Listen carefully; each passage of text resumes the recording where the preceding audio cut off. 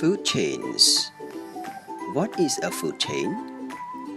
Organisms of different species can interact in many ways. They can compete, or they can be symbiotic, long-term partners with a close association. Or, of course, they can do what we so often see in nature programs. One of them can eat the other. Chomp. That is, they can form one of the links in a food chain.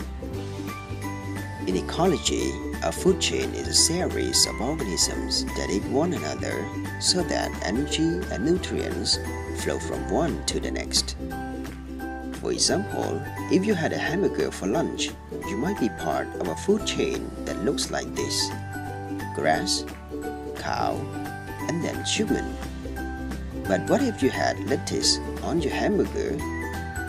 In that case, you are also part of a food chain that looks like this: lettuce and then human.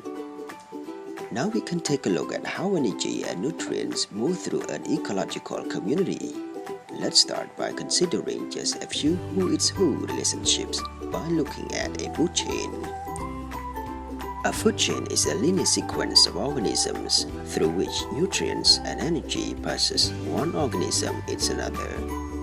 Let's look at the parts of a typical food chain starting from the barn, the producers, and moving outward. At the base of the food chain lie the primary producers. The primary producers are autotrophs and are almost often photosynthetic organisms such as plants, algae, or cyanobacteria. The organisms that eat the primary producers are called primary consumers. Primary consumers are usually herbivores, plant eaters, though they may be algae eaters or bacteria eaters. The organisms that eat the primary consumers are called secondary consumers. Secondary consumers are generally meat eaters, carnivores. The organisms that eat the secondary consumers are called tertiary consumers. These are carnivore-eating carnivores, like snakes or big fish. We can see examples of these levels in the diagram below. In this illustration, the bottom trophic level is green grass, which is the producer. The primary consumer is the grasshopper. The secondary consumer is the frog. The tertiary consumer is the snake. The final consumer is the hog. Finally, the bacteria and fungi are called the decomposers.